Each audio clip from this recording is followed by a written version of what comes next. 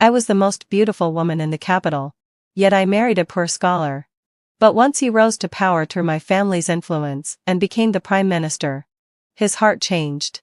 When I lay dying on my sickbed, he was tangled in pleasure with his concubine.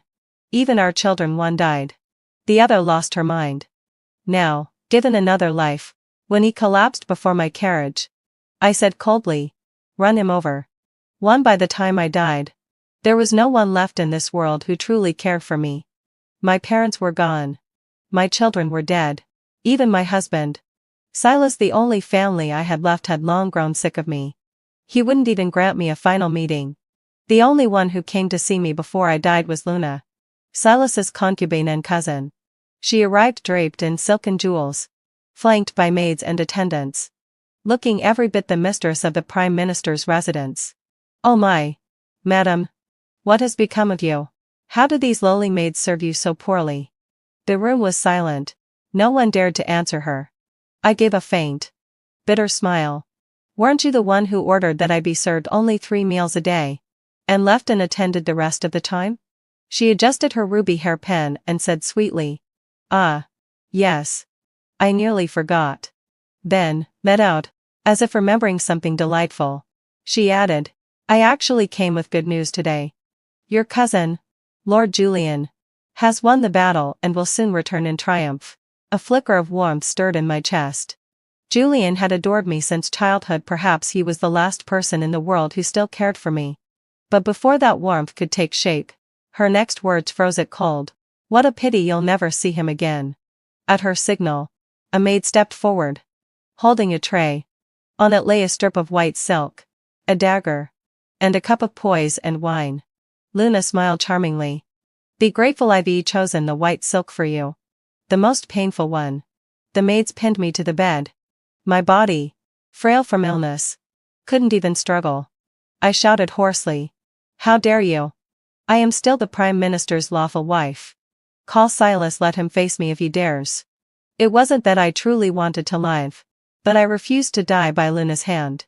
Years ago, it was she who caused my miscarriage and left me with this lifelong sickness. When I finally gathered proof and told Silas, he didn't punish her. Instead, that very night, he went to her chambers. He had said, "Luna is gentle and fragile. She'd never do such a thing. Even if you wish to frame someone, have some limits. Frame her? Would I use the death of our child to frame a concubine?" But his heart was cold, so cold it felt as though the child who died wasn't his own. It was only later that I understood, because he didn't love me. He couldn't love our children either. But by then, understanding came far too late. My words had clearly struck Luna's sore spot. Her smile vanished, replaced by a stormy glare. "You want to see your cousin? Then I'll tell you something. Your illness, your son's drowning, your daughter's death at the hands of bandits, it was all my doing. And your dear cousin knew everything." She leaned close, her voice dripping with venom. "You wretched woman. You stole him from me with your noble birth. Did you really think he loved you? He's hated you all this time. He'd kill you if he could." I froze. I forgot even to struggle. My mind filled with the faces of my children: Felix, who drowned at 3, and Anna, who was defiled and murdered by bandits at 10. Their pale, broken bodies flashed before my eyes. So Silas knew. He knew everything and let it happen. Blood tears welled in my eyes. All of this was because I had married him. But hadn't he been the one who came to me first, swearing he loved me, begging for my hand? I opened my mouth to speak, but the silk around my neck only tightened. No words escaped. Just before my consciousness faded, I thought I saw a flash of silver, a figure bursting through the door. "Leela," a low sigh. "To Leela."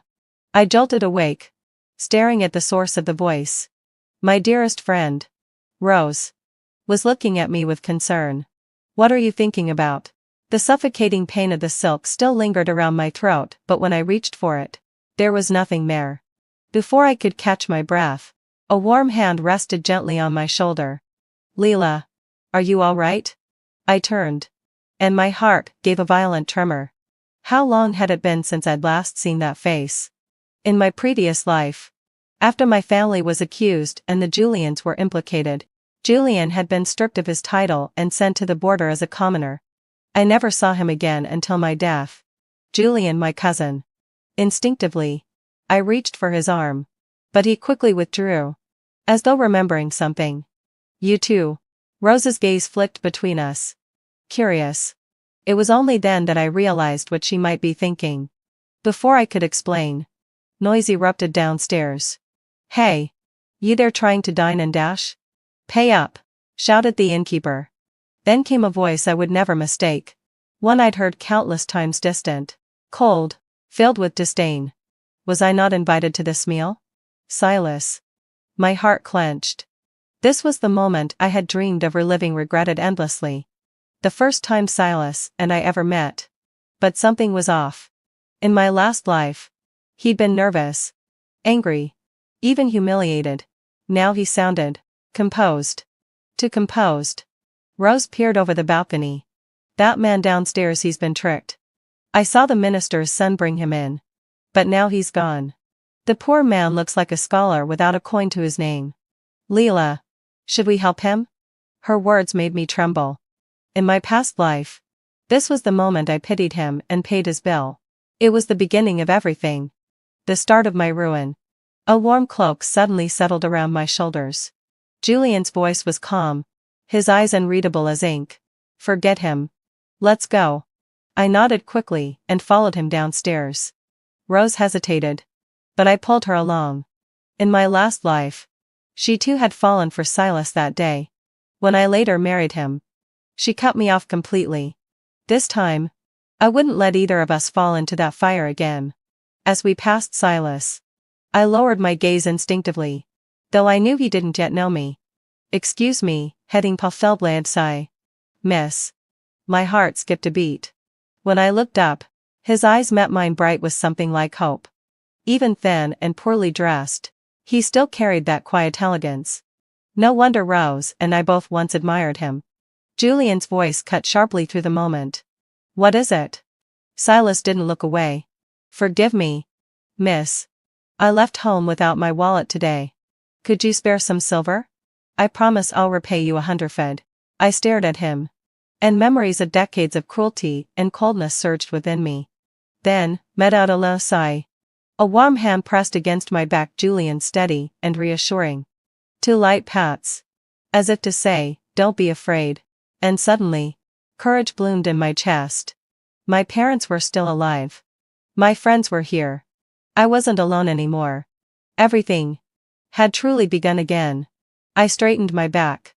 100 return? What a grand boast. Tell me, as a mere commoner, how exactly do you plan to repay me 100? A flicker of shock crossed Silas's face. He stared at me, dumbstruck. I turned to the innkeeper. Why are you still standing there? Drag this freeloader to the magistrate's office. The innkeeper bobbed his head repeatedly. Why yes, Lady Leela. I'll take care of it right away. Silas remained frozen in place, murmuring under his breath, impossible. How could this be? I didn't wish to look at that face for another second. Pulling my cloak tighter around me, I turned to leave. No, Leela. Don't go. Just as his voice reached me, a sudden dud pulled me back. Silas had seized my cloak. In next instant, a flash of cold steel split the air. Rip! The cloak tore in two. Julian's sword was already at Silas's throat, his face like carved ice. Presumptuous wretch. The daughter of the Duke, how dare you speak her name so freely? Silas ignored the blade pressed against his lifeline. His eyes were locked only on me. Seeing that Julian was about to strike, I called out to stop him. Enough. Silas was, after all, a civilian. Killing him in broad daylight would only bring trouble upon the Duke's household. If he were to die, it needn't be here nor now. At the gates, Julian was called away by a family matter. He arranged for Rose and me to return home by carriage. Before leaving, he spoke earnestly, having fulfilled way and Sesher. You two are delicate women out alone. Whatever happens, don't meddle in anything unnecessary. Go straight home, I don't want to worry. Understood? Rose covered her mouth, laughing lightly. With so many guards around, what could possibly happen? Julian said nothing. His gaze, dark and steady, rested on me with an unspoken weight. I thought for a moment. Then nodded. Only then did he mount his horse and ride away. On the way back, I stared blankly at the scenery outside the carriage window. The misery of my past life was still vivid, the very thought of this rebirth feeling unreal. Suddenly, bang! The carriage lurched violently. Rose and I were thrown forward. The coachman's anxious voice followed. "Forgive me. Miss A." Poor scholar fainted in the middle of the road. Rose quickly lifted the curtain.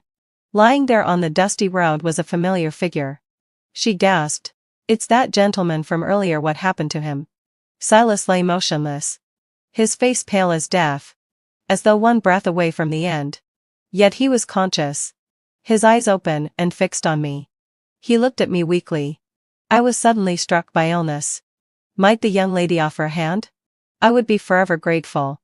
Rose repeated the same words she had once said in my previous life. "Leela. He looks terribly unwell. Let's take him to a clinic, shall we?" I didn't answer immediately. I studied him in silence. I was the legitimate daughter of the Duke's household noble. Untouchable. He, now, was nothing but a destitute scholar. Without my favor, even 10 more years of effort wouldn't turn him the right to polish my shoes. If I wished, I could crush him with a single gesture. Silas, lying on the ground, had no idea what was going through my mind. He only looked up at me, eyes filled with desperate hope. I met his gaze and said slowly, word by word, "Run him over." "What?" Both the coachman and Rose cried out. Rose even tried to get down to help Silas. But I yanked her back, my voice sharp. "What are you waiting for?" The coachman flinched, lifted his whip, and the carriage surged forward. I caught the flash of shock in Silas's eyes, and his figure vanished beneath the wheels. The expected scream never came. Only a muffled groan followed. I lifted the curtain again. Silas lay still on the ground. Unmoving. Life or death uncertain. Expressionless. I let the curtain fall. "Silas. Our score is far from settled." Rose sat frozen, her face pale. "Leela. Something's wrong with you today. Are you possessed? You just killed a man in the street." I had no desire to comfort her. Only said quietly, "He's not dead. And he's not a good man. Stay away from him." That was all I could say. If I were to tell her the truth of my past life, she'd think me mad and have me sent to a convent. Whether she listened or not was up to her. For the next few days, I shut myself away in my courtyard. Rose came looking for me several times, but I refused to see her. I heard rumors that Silas's legs had been broken that day on the street and that some kind soul had taken him to a clinic. The incident had stirred a bit of gossip, people saying the Duke's family was bullying commoners. But since Silas never pressed charges nor appeared in public again, the matter soon faded. I felt no regret for what I had done. I knew clearly that my hatred for Silas wasn't something that could be erased simply by not marrying him. In my past life, he had used my family's influence to rise swiftly through the ranks of the court. At first, he treated me decently enough, until my father passed away of old age. Then the mask slipped, revealing his true face. He took my cousin, Luna, as his concubine. Within half a year, he brought home 13 more women. Silas was never a man of indulgence. He did it purely to humiliate me, to crush the Duchess in front of all society. Even our children. The thought of Felix and Anna made my heart twist with pain and hatred. They had been so young, so innocent, killed cruelly before they even reached adulthood. And I, their mother, lived under the same roof as their murderer, utterly unaware. They adored their father. They would always ask me, "When will father come visit us?" When I sent for him, I received nothing but cold excuses. To their last breath, they never felt a trace of their father's love. Even their death Silas had allowed them. How could I not hate him? I may have been granted another life, but Felix and Anna never will. The chaos in my mind cleared all at once. At last, I understood what I truly wanted. I wanted Silas dead. Once that thought settled, I began to prepare. In a few days, the spring imperial examinations would take place. Silas would pass and become a Jin-Chiarate scholar granted an official post. After that, killing him would be far more complicated. To avoid implicating my family, I didn't call upon the Duke's guards. If anything went wrong, the scandal would stain the Leela household. Still, whether in this life or the last, I had always been a woman confined to the inner chambers, unfamiliar with the world beyond the walls. Feigning illness, I found an excuse to slip out. In the capital, there was a place called Tianxiang Pavilion, a den of all sorts, from nobles to beggars. Surely, I thought, I could find what I needed there. But as fate would have it, I had barely stepped outside when I ran into Julian. Fortunately, having fulfilled Lee, I wore a veil, and he only glanced at me before turning his gaze away. I let out a breath of relief and continued toward Tianxiang Tower. But as I entered, a malicious stare landed on me. I turned to see a drunkard staggering toward me. As I pondered how to handle the situation, a sudden force grabbed my wrist.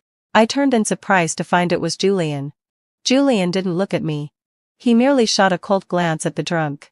With just that one look, the man froze, too terrified to move. Julian promptly pulled me upstairs to the third floor, only releasing my wrist at the corner. I lowered my head.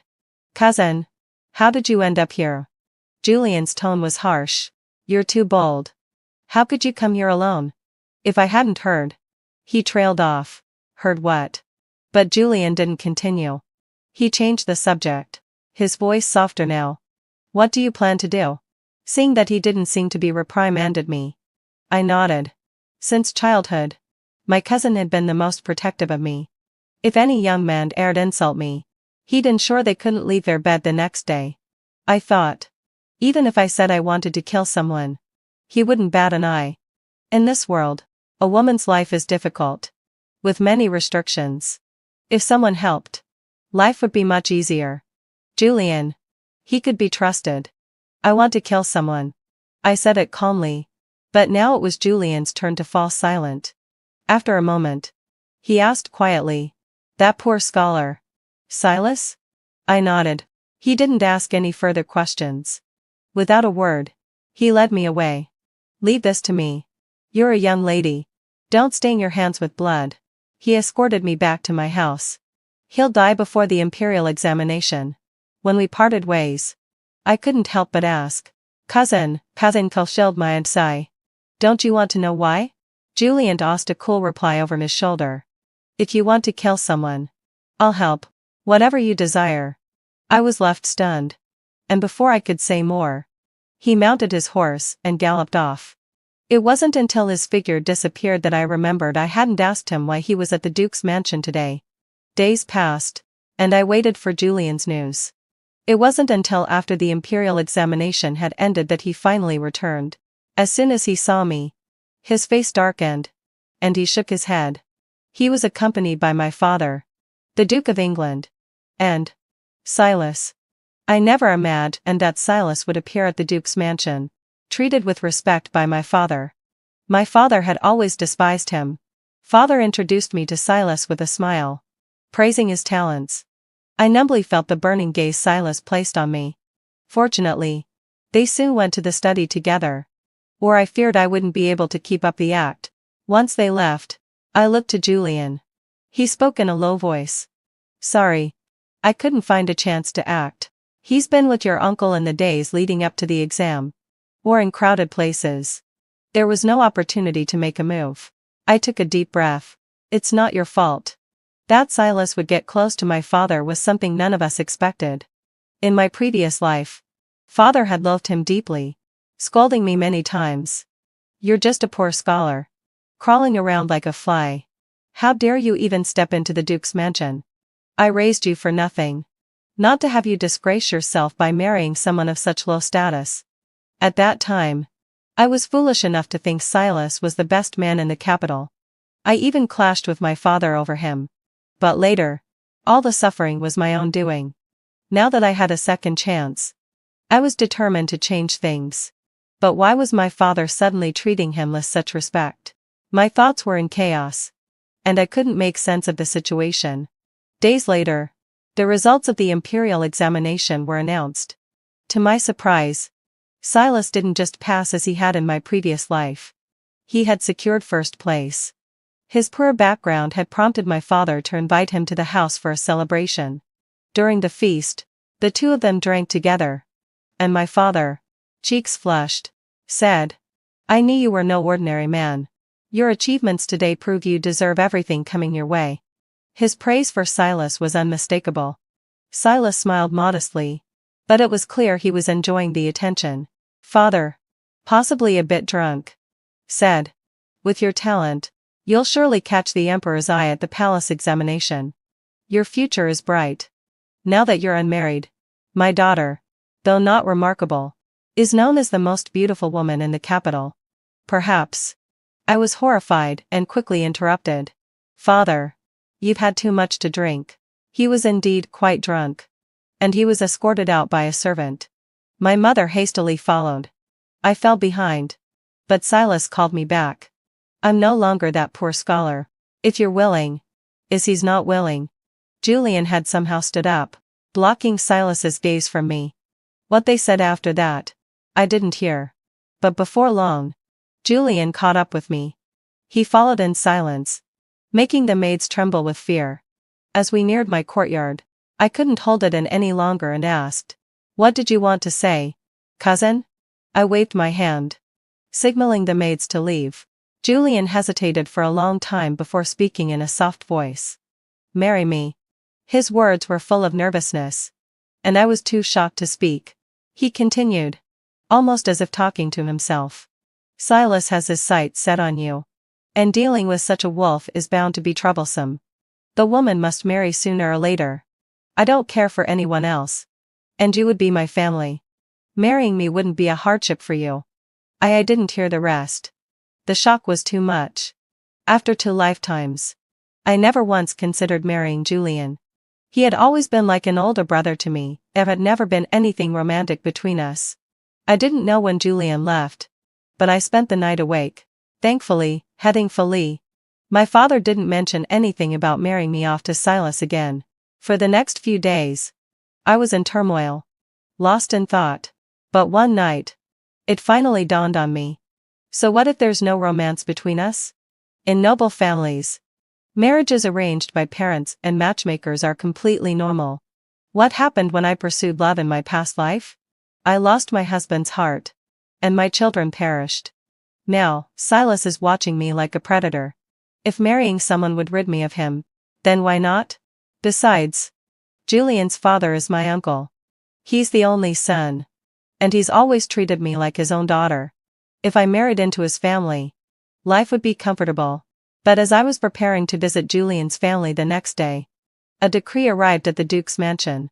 An imperial marriage decree. I stared in disbelief at the eunuch announcing the decree. "Who?" The eunuch laughed. "Leela. Are you so excited you've lost your mind? It's the new top scholar, Silas." Even after he was escorted away with smiles from my parents, I was still in a daze. In the past few days, I had been lost in thought. And Silas had already earned first place in the palace examination. How could this be? With his intellect, in the previous life, he barely made it into the second tier of scholars. This Silas, I knew from the start he was composed, not like the other youthful and reckless ones. As expected, the poor give birth to noble sons. His writings were highly praised by the emperor. Yes, crying right out a little sigh, thinking back to the differences between Silas now and in my previous life, I understood. He too had been reborn. I couldn't figure out why his attitude toward me had changed so drastically after his rebirth. A sudden pang of guilt? But I doubted Silas even possessed such a thing as a conscience. Either way, the imperial decree had already been issued. There was no turning back. Ignoring my parents' joy, I locked myself in my room, racking my brain for a way out. I could never marry him again, even if it meant death itself. No, he was the one who should die, not me. As I clutched my throbbing temples, a knock came from the door. "Leela, it's me." Julian's deep voice came from outside. I sighed and went to open the door. He stood at the threshold, not stepping inside. "I heard the news, and came as soon as I could. What do you plan to do?" I gave a bitter smile. "If only I'd said yes to you back then. It's my own indecision that's brought me to this point. Julian shook his head. Don't blame yourself. For a woman, marriage is no less than a gamble. Being cautious was the right choice. He paused. Then added firmly. Whatever you decide, I'll stand by you. When I met Julian's deep, steady gaze, a surge of strength welled within me. I did have an idea, a bold one. Leaning closer, I whispered my plan in his ear. He looked at me in astonishment for a moment, but then nodded. In the days that followed, I stayed quietly at home, never showing the slightest resistance toward the marriage.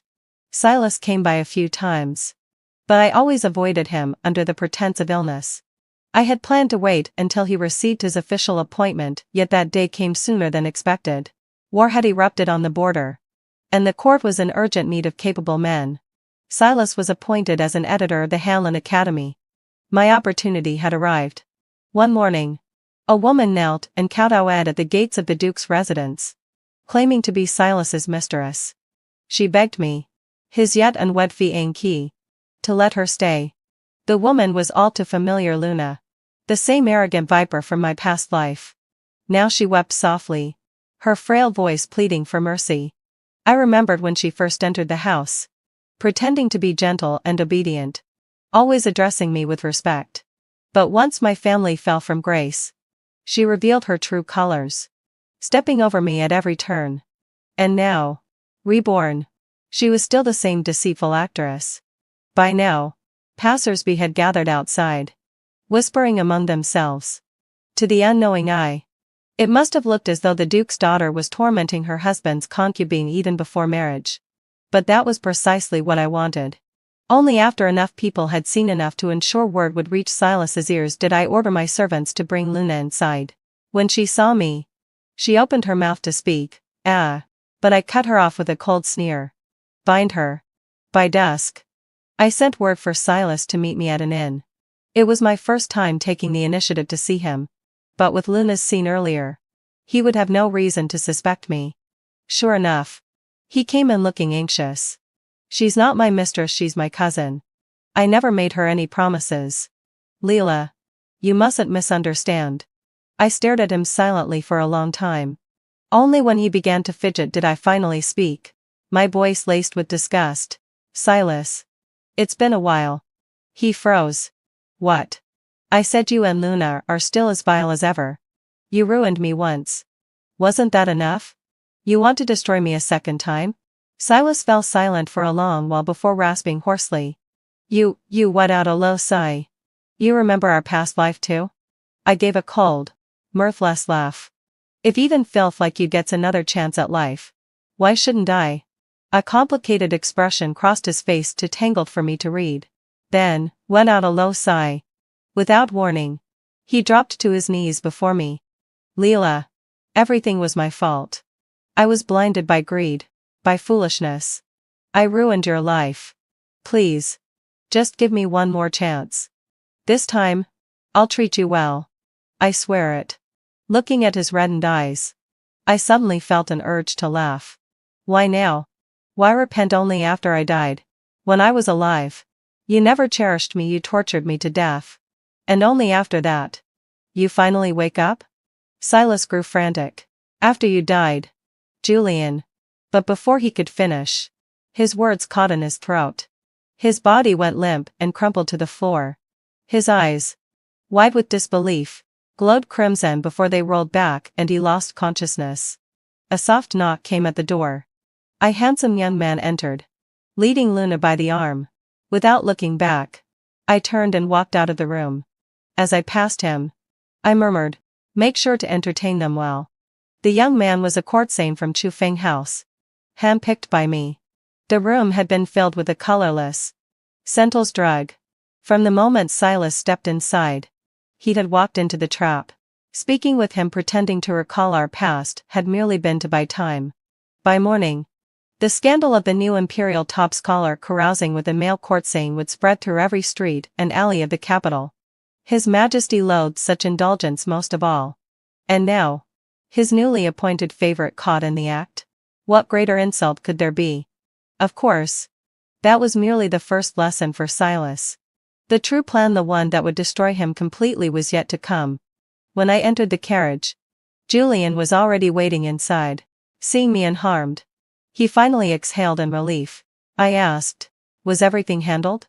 He nodded, and the carriage rolled swiftly toward our destination. By the time we arrived, night had fallen. The streets were quiet, steeped in darkness. Above the gates, the golden characters of the Silas residence gleamed faintly beneath the lantern light. This mansion had been bestowed upon Silas by the Emperor himself, his personal reward as the new top scholar.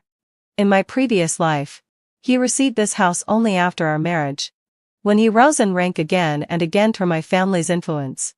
This time, however, he had boldly requested it from the Emperor right after his triumph. When I first heard the news, I could hardly believe my luck. It was as though heaven itself favored me. I had lived here for many years before. I knew every tree, every path, every courtyard like the back of my hand. That familiarity would serve me well.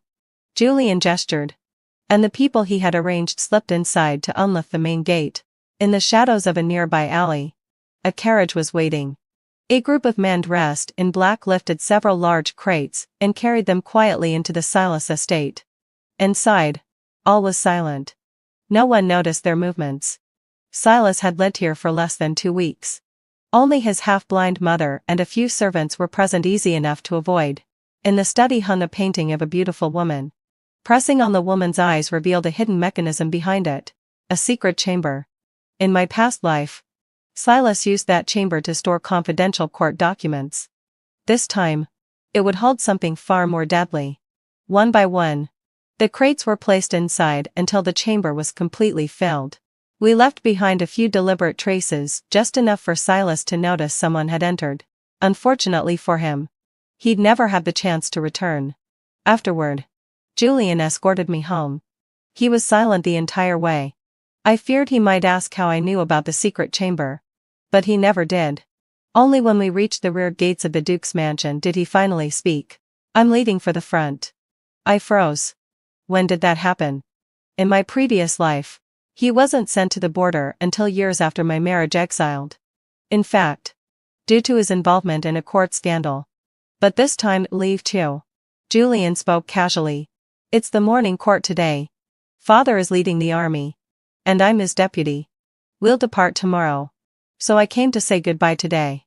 I thought for a moment before simply saying, "Be careful." Julian nodded but didn't seem ready to leave. The atmosphere became awkward. I tried to break the tension. "Cousin, my dear cousin, you've given me so many things. Won't Uncle Jiu notice?" Julian laughed lightly at my question, and I sighed in relief at my choice of topic. "Those were gifts my mother prepared for me. Who I give them to is my choice. Besides, they'll eventually be used as military funds, so it's not wasteful." Then, with a faint smile, he spoke again. I froze for a moment before suddenly breaking into a fit of coughing. "Sorry, cousin. Leela isn't feeling well. I'll head back now." With that, I lifted my skirt and rushed off. Julian's laughing voice followed me from behind. "Will you come to send me off tomorrow?" I nodded absent-mindedly, and only when I returned to my room did I realize I wasn't sure if he saw my reaction. The next morning, I got up early. The army was leaving today, and many people were heading to the city gates to see them off. By the time I arrived, the place was already crowded. Fortunately, the housekeeper guided me through the crowd, and we made our way to a higher vantage point. As soon as I steadied myself, my eyes were drawn to the familiar silver-white figure in the front. It was so familiar it made my heart skip a beat. It was very much like the silver-white silhouette I saw just before I died. I realized I had never seen Julian in silver armor before. Suddenly, Silas's words from yesterday echoed in my mind. "After you die, Julian." At the time, I hadn't paid much attention, but now I wondered if he meant to say Julian. Could it be that the silver-white figure I saw after my death was indeed Julian? What had Julian done to Silas to cause such a drastic change in his attitude? Before I could make sense of any of this, the silver-white figure in the distance seemed to sense something and suddenly turned around. The distance was too far for me to make out his expression, but I could tell he was looking in our direction. For some reason, I instinctively felt he was looking at me. We stood there, gazing at each other from afar, and I felt an odd sensation rising within me. But he quickly turned back. And as the drums sounded, the army began to move. At the same time, something big was happening in the capital. On the way back, I overheard people discussing it in hushed voices. Did you hear? A new top scholar spent the entire night at a tavern with a man, indulging in debauchery. Another voice replied, Oh, you don't know the full story. That woman wasn't a prostitute. She's the top scholar's cousin. And the man guessed what he's a male court saying. Yeah. Today is a day off for the court. But they didn't wake up until well past noon. They were accidentally discovered when other drunk and guests stumbled into the room. Truly scandalous. Someone spat in disgust. Scandalous? More like disgusting. I heard the emperor himself has arranged a marriage between him and the legitimate daughter of the Duke of England. Leela is the most beautiful woman in the capital. And he's just a poor scholar. How can he possibly be worthy of her? And yet, he dares to get involved in these filthy affairs. I lowered my veil even further, avoiding their gazes as I climbed into the carriage. The new top scholar had only just paraded through the streets, basking in his fame. Now, such a scandal had spread through every corner of the capital like wildfire. I heard that the emperor was furious, immediately ordering Silas's arrest. Normally, officials caught in such scandals would face public censure. But it was rare for someone to be imprisoned and without trial. I knew that the memorial had reached the emperor's desk. The current emperor, though wise, was facing an imminent invasion from a sworn enemy at the border. With 3 cities already fallen, this war was unavoidable. Of course, there were conservative factions in the court who argued that the war would harm the people and drain the treasury. But those voices came from old, influential families. While Silas, a newcomer, certainly wouldn't dare challenge them. His original memorial had merely followed the emperor's will. But Julian and I had arranged for someone to swap its contents within the cabinet. I had written it myself, supporting the conservative faction.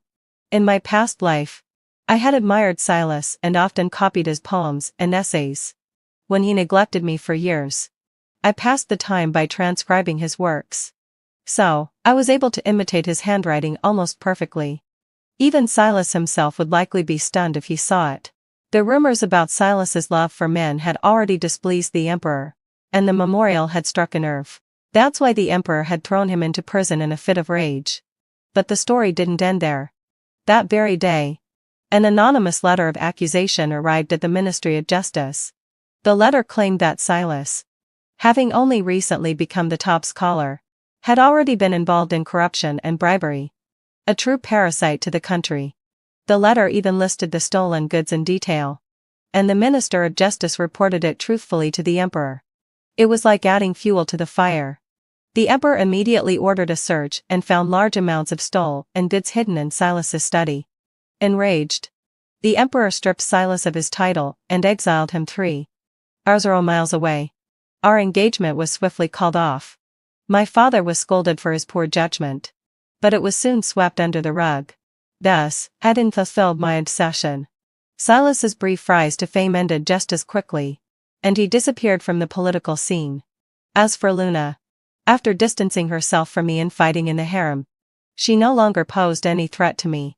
Both her parents had died, and her reputation was in ruins. The day after Silas was imprisoned, she lost all hope and drowned herself in the river. During the time Silas was imprisoned, he sent several letters through the guards, wanting to meet me. The day before he left the capital, I went to see him. I knew that this would be our final farewell, and I wanted to hear what he had to say before his death. Silas sat on the straw mat, dressed in tattered prison clothes, his exposed skin covered in wounds. It was clear that his time in prison had been difficult, but even with his pale face, he still held his back straight, a faint trace of dignity remaining. "You're here," he said softly. I responded from behind the prison bars, my voice indifferent. "Yes, hadn't fulfilled my obsession. I'm here." Silas opened his eyes, but didn't speak right away.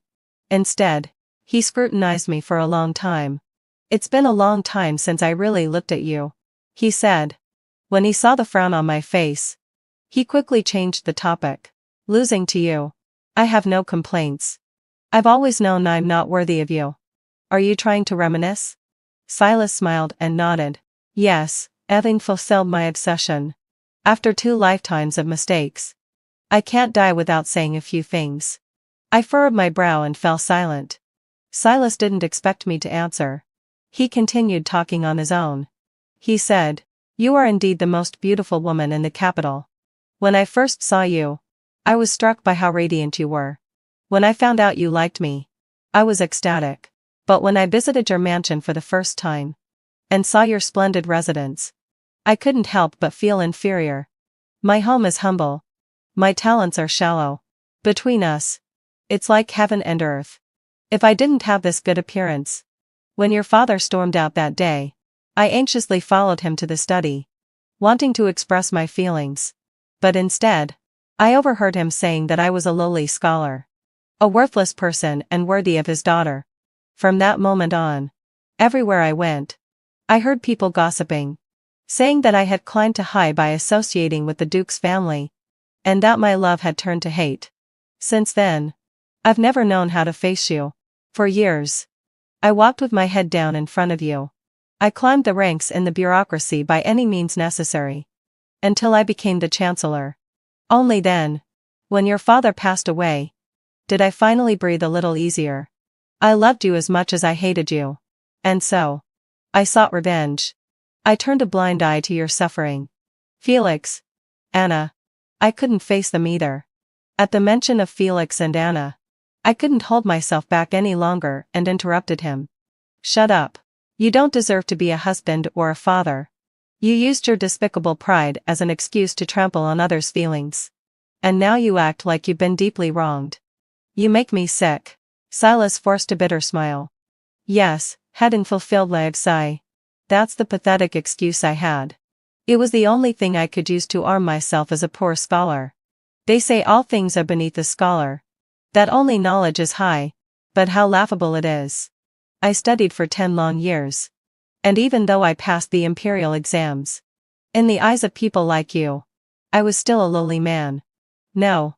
I looked at him, enunciating each word. A true man should live without shame before heaven or before others. It is you who degraded yourself. You read all the books of sages, but it seems they've gone straight into the belly of a dog. Silas gazed at me with calm eyes. Yes, having fulfilled my obsession. After you died, I realized just how wrong I had been. On that day, when I returned to the manor, I found it draped in white mourning cloths. Julian stood at the door, holding a knife. He said to me, "I have wronged you." It was then that I realized. After I left in a fit of anger. You had gone against your father for me and were beaten for the first time. I then understood that. When you reappeared 2 months later to ask for my hand in marriage, it was after 2 months of fasting and resistance. Only then did I realize. At this point, Silas's voice cracked. Only then did I know that. To ease my mind during the imperial exams, you secretly arranged for someone to care for my mother. I always thought it was Luna who did it. My mother had told me to treat you well, but I wronged you. Now that everything has been reset, I want to make amends. But it seems you no longer need me. Finally, Silas grew agitated, reaching out through the bars to grab the hem of my skirt. If you didn't have memories of your past life, how much better would it be? I would make it up to you, for all the wrongs I've done. No. I looked down at him, slowly pulling my skirt free from his grasp. You're like a pastry, beautiful on the outside but filled with poison inside. I ate it once, but I'll never make the same mistake again. Your regret, your guilt, none of it has anything to do with me. I don't believe in it. You brought all of this upon yourself. Let's part ways here. I didn't look back at Silas's dimmed eyes as I turned and walked away. Behind me, Silas called out, "I'll atone for my sins. My mother's health is poor, and she truly cares for you. Please, spare her." I didn't turn around or respond. Of course, I wouldn't hurt his mother. That old woman had spent her entire life working the land, raising a scholar only to lose him too soon. Since Silas's imprisonment, his family had been confiscated. His mother was left destitute, wandering the streets. I took her to the country estate of the Duke's family. But her son's imprisonment had worsened her condition, and she didn't have long to live. Silas never saw his exile. The day after meeting me, he bit down on his tongue and died in prison. That same night, his mother passed away peacefully in her sleep. With their passing, the dark cloud hanging over my head finally dispersed. 6 months later, Julian distinguished himself in a decisive battle, slaying the enemy general amidst thousands of soldiers. From that moment on, he became a national hero. With the border secured, Julian returned in triumph. I went to the city gates to see him, but I didn't see him among the crowd. All I could hear were the cheers of the young boys and girls shouting his name. When I returned home, I felt a strange sense of emptiness. That evening, Father came back from court, smelling of alcohol. He said, "The victory banquet today was extravagant. Julian, that son of mine, truly is a young hero." As he spoke, his mind seemed to wander to someone else he had praised earlier. Muttering a curse under his breath, he let the subject drop. That night, I couldn't sleep. As I tossed and turned, a soft knock came from the window. I startled awake, and when I saw that my maid was still asleep, I quietly opened the window. Under the silver moonlight, a young officer in silver armor stood before the window. Julian, reeking of alcohol, looked at me with a trace of excitement. "Sorry. I've been busy all day and only now found the time." I panicked inwardly. "Are you crazy? Coming here in the middle of the night, what if someone sees you?" Julian shook his head. "I climbed in over the wall. No one will see. There's something I can't wait to tell you." With that, he raised his hand, revealing a bright yellow imperial edict. Julian's eyes gleamed as he looked at me. I stood in stunned silence. I didn't hear anything about an imperial edict today. Julian took a deep breath. "This is something I requested privately from His Majesty. When he asked me what reward I wanted, I thought for a long time. All I wanted was you. But I was afraid you wouldn't want me. So I asked for this edict. If you don't want it, it will never be made public. But if you do, this will be your honor." Under the moonlight, Julian seemed to glow with a soft halo. "Want to see it?" I could barely breathe as I took the edict from him, my hands trembling. Opening it, I read aloud, "By the grace of heaven, the Emperor decrees, it has come to the attention of the court that the daughter of the Duke of England, Leila, is graceful, dignified, kind-hearted, and virtuous. Therefore, she is granted the title of Princess of Jiangnan, and shall be married to General Julian of Jingnan. A date will be selected for the wedding. This is the Emperor's command. There's more." Julian reminded me, smiling. Indeed, beneath the main text, there was a line of small writing: "If the couple ever has discord, the fault lies with the husband's family. The wife may inherit his estate and seek a unilateral divorce." Tears filled my eyes as I looked up at Julian. He spoke gently. "I know you've been hurt deeply, and it's hard for you to trust again. I don't need you to love me. I just want to be by your side and protect you. If one day I betray you, I'll give up all my wealth. This is the promise I've made for you." I fell silent for a moment before asking, "In the past life, how did you and Silas die?" He didn't question how I knew about his rebirth, nor did he seem surprised to hear I had memories of my past life. He merely said softly, "I killed him." I didn't ask any more questions after that. He had killed the current chancellor.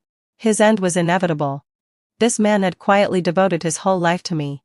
And if it weren't for my rebirth, I would never have known any of this. But he had no regrets. In this life, he gave everything to protect me. It seemed there was nothing left for me to hesitate about. I handed him the imperial edict. "And let it be officially announced on the day of our wedding." Julian seemed to be in disbelief, frozen in place.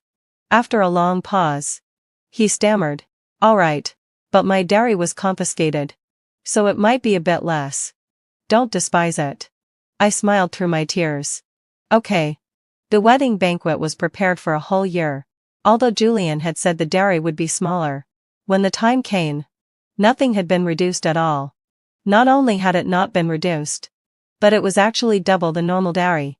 When I arrived at the Duke's residence, His family hadn't even finished coming out from their own. That day, I became the object of envy for all the noble women in the capital. After marriage, Julian listened to me in everything. Even when rumors spread that he was scared of me, he couldn't care less. He didn't confine me to the inner chambers either.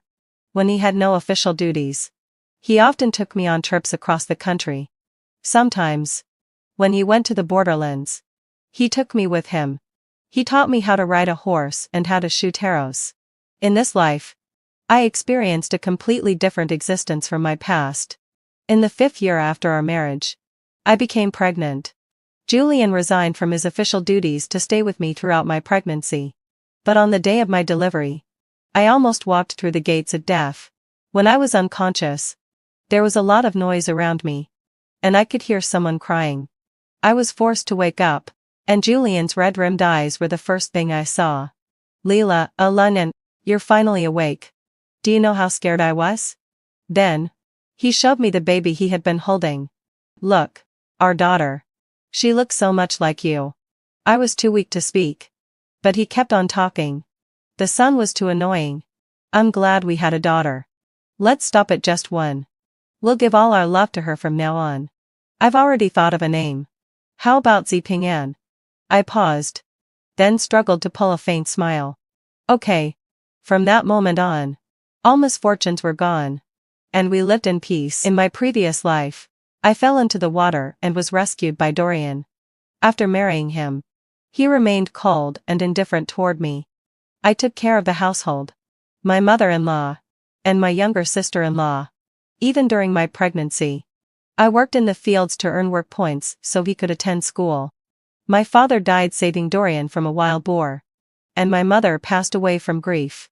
Afterward, Dorian's attitude toward me changed, and I thought that my hardships were finally over. But in my later years, he asked for a divorce. Even my children urged me to be reasonable and let their father pursue his true love. Seeing Dorian and Leela holding hands, their eyes filled with love, struck me with multiple blows. I spat blood into the sky. When I opened my eyes again, I was back to the moment before I fell into the water. One looking at the classroom I had dreamed of returning to countless times. I couldn't help but feel a lump in my throat. In my past life, I ranked among the top students in class, even surpassing Dorian in academic performance. But after marrying him, on the day of the college entrance examination, I had a stomach problem and missed it. Not long afterward, even though I had used contraception, I became pregnant. Under the repeated persuasion of Dorian's family, I had no choice but to abandon my college entrance exam. I continued to work in the fields for 10 months, supporting Dorian and my sister-in-law Lena's education. Trouble didn't stop there. My father died saving Dorian from a wild boar, and my mother passed away from grief. My elder brother distanced himself from me and went south to work, never to return. Dorian's family, seeing me as an orphan, moved into my house, and from then on, I became the hardworking and uncomplaining ox of Dorian's family. I supported Dorian through his education until he became a university professor. But he looked down on me for being unrefined and uneducated, claiming we had nothing in common. He mocked me for obsessing over a few cents of grocery money, talking only about oil, salt, soy sauce, and trivial family matters, things he found so mundane. I spent half of my life being despised by him until one day, while cleaning, I couldn't resist opening the box I once dared not touch. What I found was a bitter reality. Dorian had been secretly with Leela for a long time. He even paid for her university tuition with money taken from me. No wonder he always complained about the high cost of living in the capital and claimed we didn't have enough money.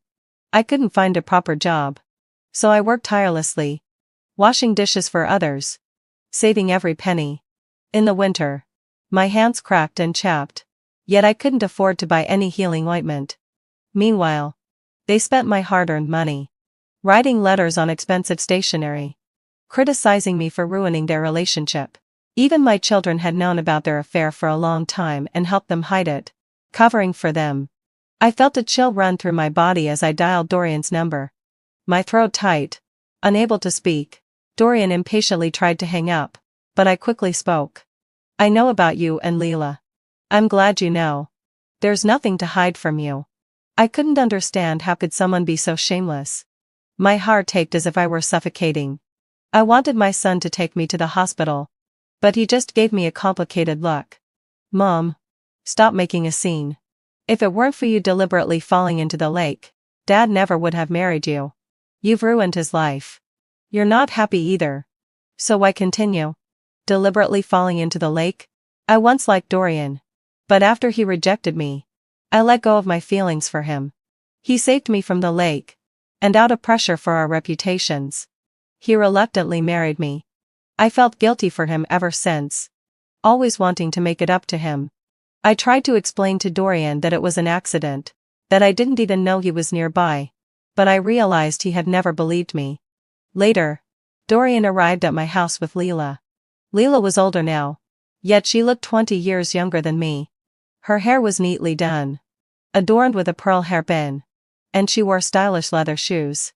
Meanwhile, I, worn down by life, had deep lines on my face, dressed in faded cloth shoes and still holding the diaper I had just changed for my grandson.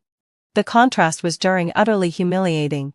Dorian looked at me with disdain and said that since we were not legally married, I could stay with our children, while he would live with Leela. He declared that from now on, we were officially separated. My son and daughter, whom I had raised with all my effort, and my daughter-in-law, whom I had financially supported through her marriage, stood beside Leela, as if they were the true family. They impatiently urged me to let Dorian go, to stop clinging to him, to set him free. Overwhelmed by immense disappointment, sorrow, and anger, I collapsed, vomiting blood, and lost consciousness. I looked at the 2 sweet potatoes in my school bag, and my memory slowly returned. How fortunate. Heaven had given me another chance. This time, I would never marry Dorian again. I glanced at my classmates in the classroom. Their faces were so distant that I could barely remember their names. Most of them had achieved success in their careers. But I, stuck in the kitchen, had been too ashamed to attend class reunions. I even had to return the new clothes I bought specifically for it because my son, Sophie, feared I would embarrass his father. But this life would be different. Elon, why are you still standing there?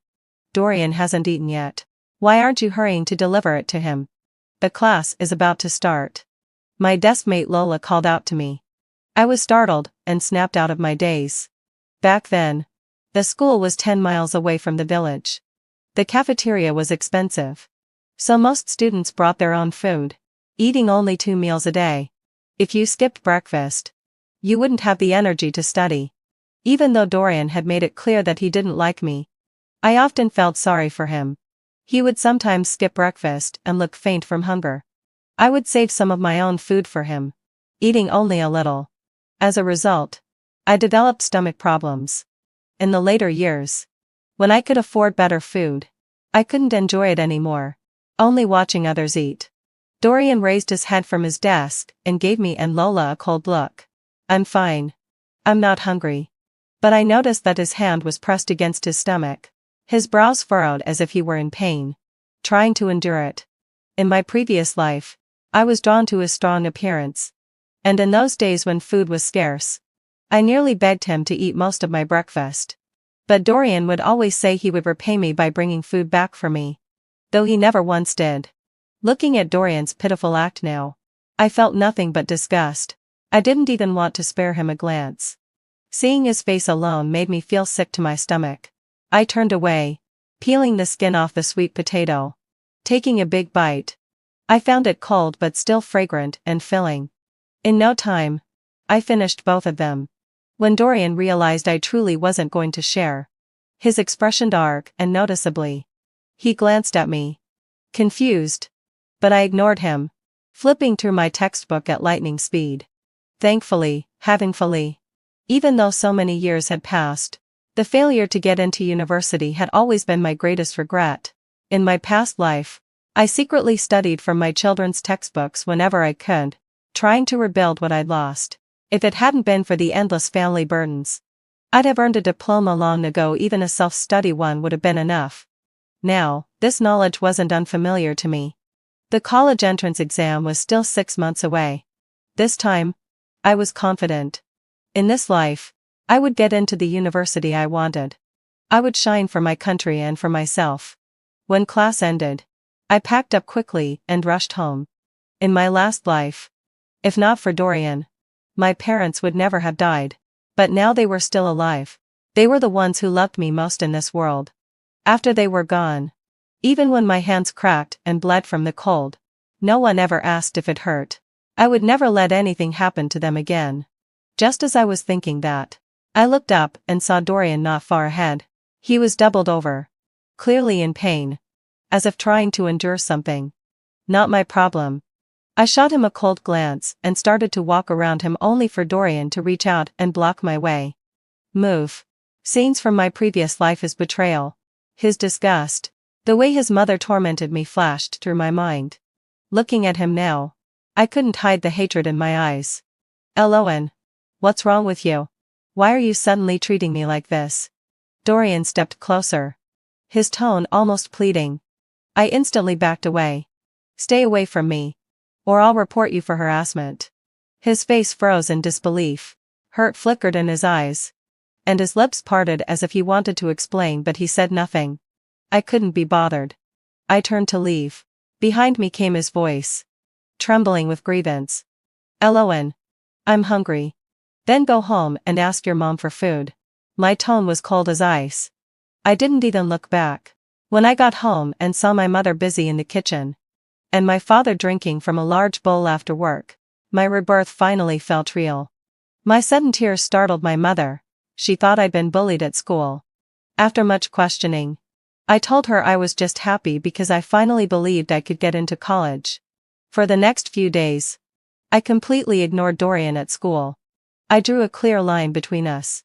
He used to bring half a coarse grain bun to class, but ever since I'd shared my breakfast with him once, he'd stopped bringing anything at all. Perhaps he didn't believe my change was real. Maybe he thought I was just trying to get his attention. But after 2 days of not eating, he fainted in class from hunger. I just watched coldly from my seat. When Lola realized Dorian had fainted from hunger, she scolded me. Why didn't I keep bringing him food? I don't owe him anything. If you think he's so pitiful, give him your own breakfast. Lola fell silent. After class, I left separately as usual. In my previous life, Dorian would always follow me from a distance. But today, he wasn't behind me. A chill ran down my spine. Today it was the day I fell into the lake and Dorian saved me in my last life. I'd almost forgotten something that important. Ahead lay a steep slope, nearly vertical. To go down, one had to clutch the tree branches on either side and inch down carefully. A single step would send you tumbling straight into the deep lake at the bottom. There were other routes back to the village, but taking them would mean not reaching home before nightfall. I clenched my fists. This time, I would not repeat the same mistake. Just as I was about to descend, I saw someone approaching from afar. My eyesight was sharper now. Leela.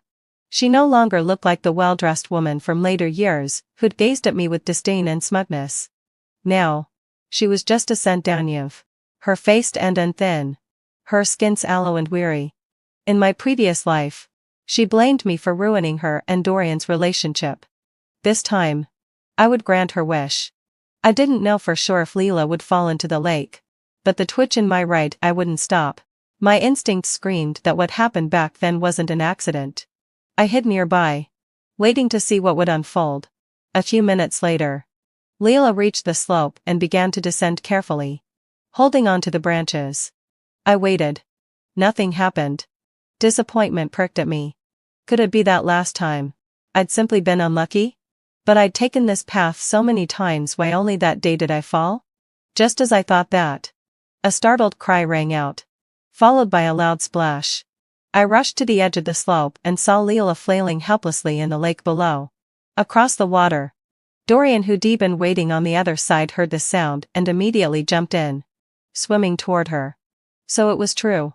I hadn't fallen by accident last time. Dorian had set me up. Back then, I had confessed my feelings to him, told him outright that I liked him. He'd pretended to reject me, while secretly arranging this farce to make me feel guilty, and he used that guilt to bind me for a lifetime. His mother had never stopped reminding me. If it weren't for saving you, my son would never have married a jinx like you. He's a professor now. You know plenty of city girls want him.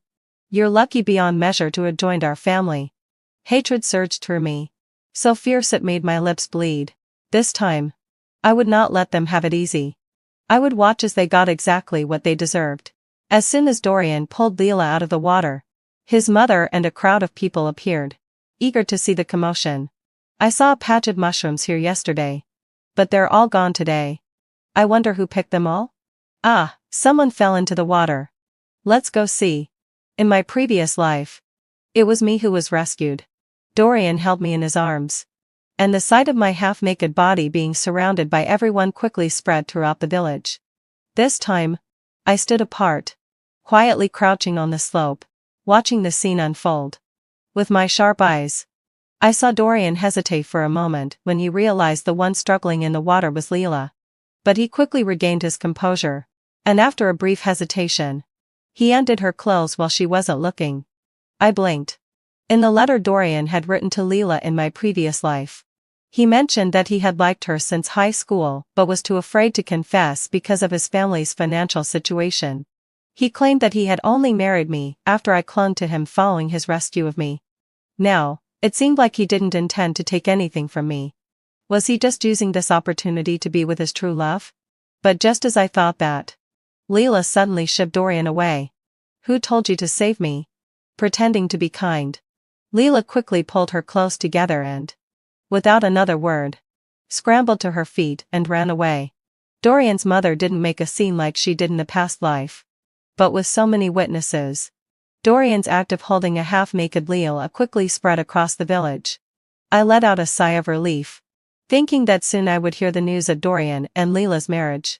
But surprisingly, even with all the gossip, Leela still refused to marry him. Leela would soon be taking her college entrance exam. Once she passed, she could return to the city. She had no intention of marrying Dorian, not even with the pressure of his exam.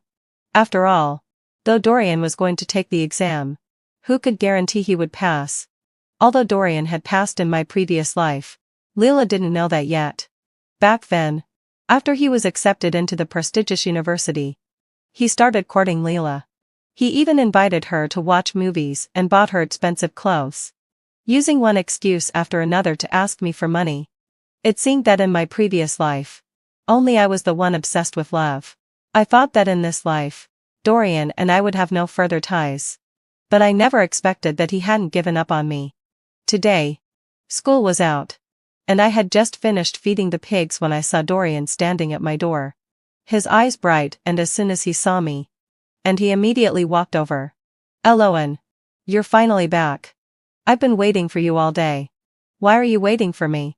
I didn't want to talk to him, so I simply walked past him toward the backyard, clutching the bundle of pig feed. Wait, I need to talk to you. When I ignored him, Dorian snatched the pig feed out of my arms and threw it to the ground, blocking my path. Eloan, didn't you say you liked me before? I agreed to it. As long as your family can support me through university, once I graduate, I'll marry you. Dorian placed both hands on my shoulders, furrowing his brows with a pitiful expression on his face. I gripped the curved knife I used for slaughtering pigs, fighting the urge to chop off his hand. With a half smile, I looked at him. Dorian, do you like me? Upon hearing my question, Dorian's expression relaxed, as if he had been expecting this. He paused, sighed, and said, although I don't like you now, if you insist, I believe that after spending time together, we'll develop feelings for each other. Hearing those words, the resentment I had for Dorian suddenly softened. The pain of being betrayed by him in my previous life, all the suffering I endured to win his approval, the compromises I made, and the bitterness I felt now seemed so laughable. To think I had once endured so much for someone like him, it wasn't worth it. In this life, my focus should be on family and my studies. Even my hatred for Dory and didn't deserve so much of my energy. A person like him wasn't worth it. Well, it's a coincidence, Dorian, but I don't like you anymore. I hope you'll stick to your word and don't bother me again. With that, I bent down, picked up the pig feed, and turned to leave. Lon. You'll regret this. Once I get into university and find a good job, you'll come crawling to me. But it'll be too late. I sneered, not bothering to answer. Lon. Don't be too greedy. I admit, you've gotten me more interested by ignoring me. But now I've given you a chance. Do you really need to wait until I marry Leela before you stop being so difficult? Dorian was becoming agitated. Perhaps in my previous life, I had given him too much confidence, making him think I couldn't live without him. Leela? She could never fall for someone like you. Don't kid yourself. I turned around, giving him a look of disbelief. Fine. When I marry her. Just wait and cry. With that, Dorian stormed off. Marriage? Fine. To selfish people like them deserve to be bound together. This time, without me for them to drain. I wanted to see how they would fare. 5 Lon. What are you doing? You've got it all wrong. I've got to talk to you. Myrna, from next door, was lecturing me while counting off Dorian's virtues on her fingers. Apparently, having fulfilled my exi. She had overheard our conversation. Myrna and our family didn't get along very well. In my previous life, when Dorian's family moved here, Myrna had been stirring up trouble, making sure that Dorian's mother set rules for me. And I had suffered for it. I snapped back at her. It's none of your business. Besides, I'm a much better student than him. What's the use of being a good student? In the end, you'll just get married and have children. A man is your real support. If you miss Dorian, I don't know what kind of broken fruit you'll find next. No matter what, I'm sure it will be worse than yours. Myrna's husband was violent and lazy.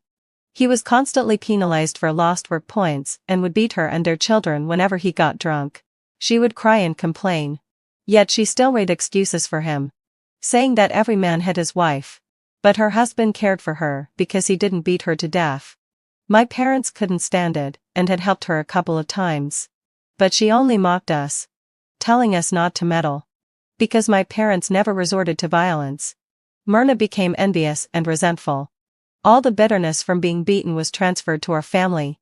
And she would accidentally spill fertilizer and slurry in front of our door whenever she was working. You damn fool. Let me tell you. When I speak to you, this is the attitude you give me? According to our seniority, you should be calling me Aunt. Her words were almost pointed directly at my nose. Just as I was about to retort, someone stepped in front of me. Your mouth's dirtier than a latrine. You think I'd let you call me Aunt?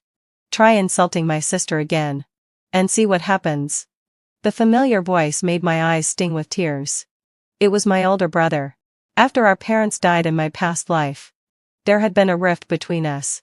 But when they were alive, he had always been the one to protect me the most.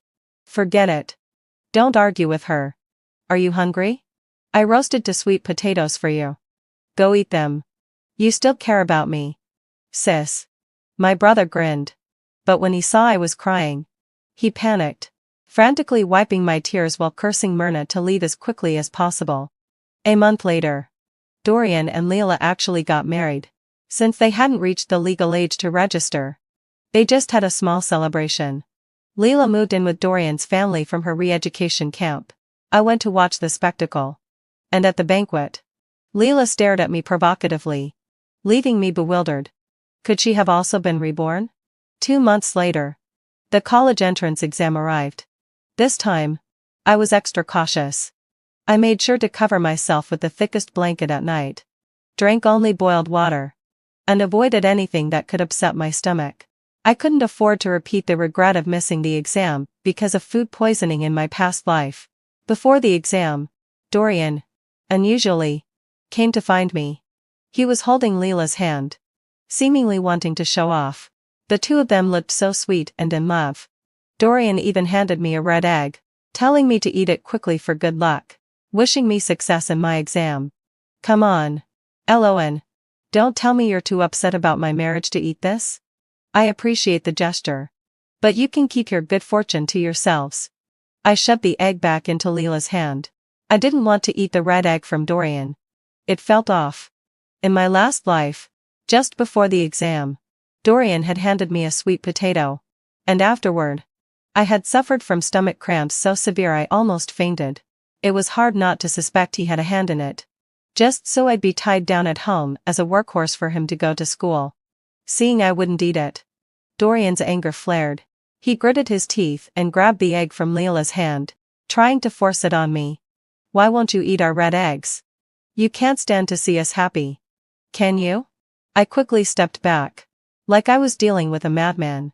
This was completely unreasonable. But Dorian wasn't satisfied. He chased after me, insisting I take the red egg. How precious are eggs these days? Was he really doing this out of kindness? There had to be something suspicious about it. I didn't want to argue. There was no way he'd force me to eat it just to see my reaction. I could always find a chance to throw it away. To my surprise, Lola ran over. Seeing us refusing the egg back and forth, she thought we were just being polite. Without hesitation, she snatched it from Dorian's hand, peeled it, and shoved it into her mouth. Well, I haven't eaten breakfast yet.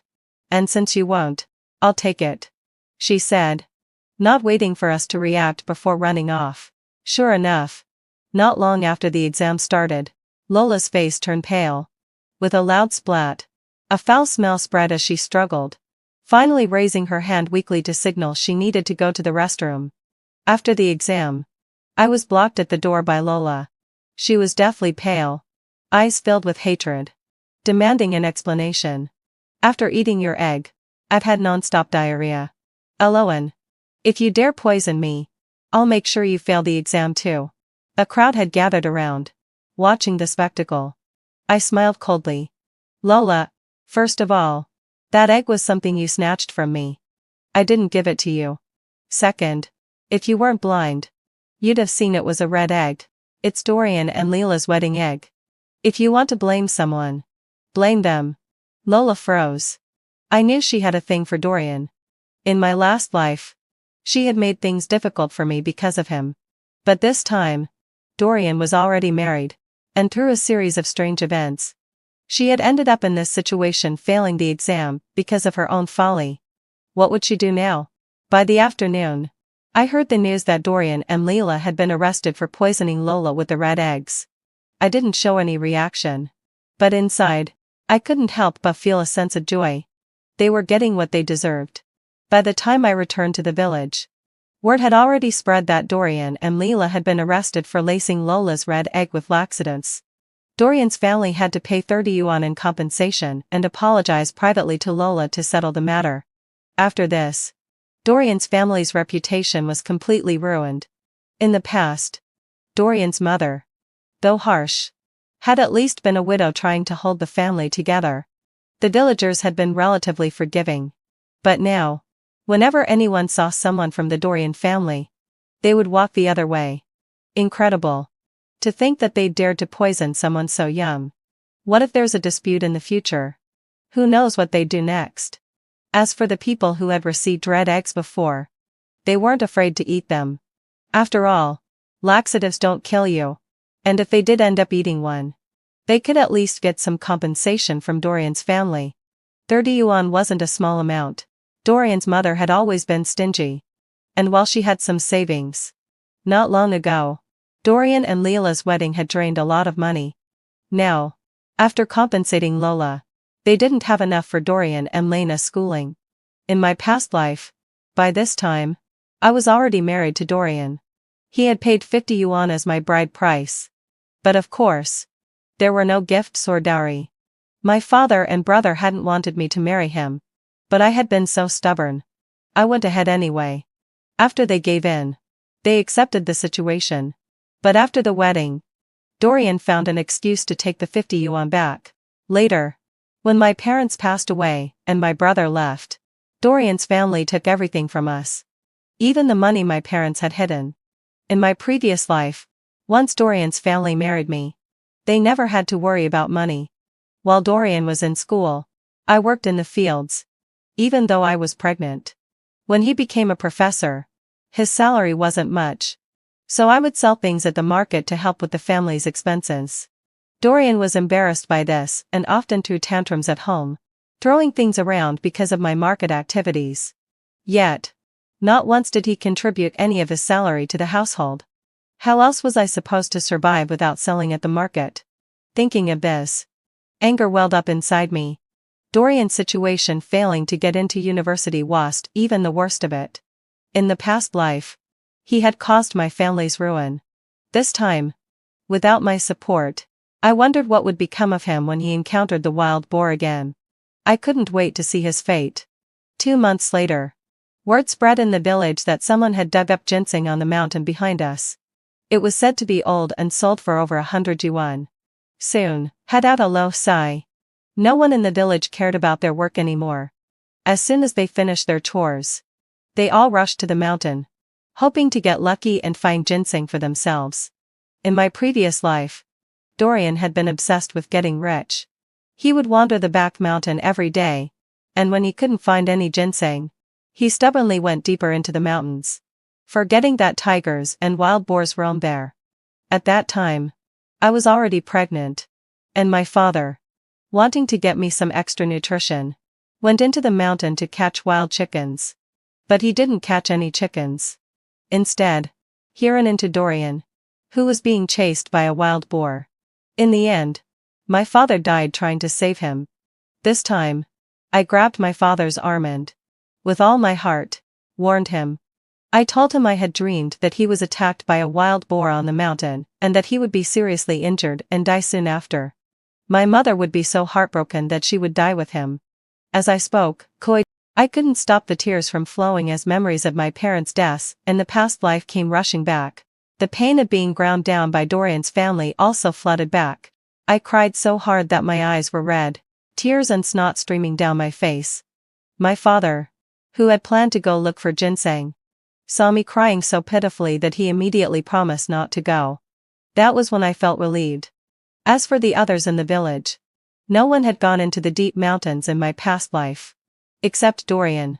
No one had ever run into a wild boar. After my father's death, no one dared go up the mountain again. I didn't remind anyone, because who would believe that there were wild boars in the mountain? No one would have taken it seriously.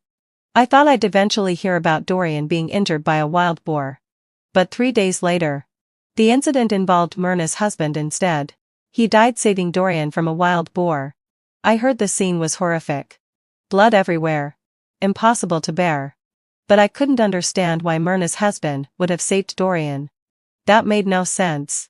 If they had really encountered the wild boar, I doubted he would have saved even his own child, let alone Dorian. Myrna was stunned when she heard the news. She ran to Dorian's house, screaming and shouting, demanding that Dorian pay for her husband's life. Dorian's mother, though loud and quick to argue, knew this matter involved a life. Her son had gotten off scot-free. So even when Myrna slapped her face repeatedly, she dared not fight back. She was slapped until her face was swollen but remained silent, though Myrna was often beaten by her husband. This kind of behavior was unfortunately common in that era, so she had grown accustomed to it. But without a man in the house and no children to raise, a widow like her faced endless gossip, and life was tough. She felt like the sky was falling. In the end, Myrna called the police and refused to work. She caused a huge ruckus at Dorian's house for nearly half a month, with her 2 children in tow. She would cry and yell at the door. And when hungry, she ate Dorian's family's food. Dorian's mother had no choice but to grit her teeth and agree to give her 500 yuan in compensation.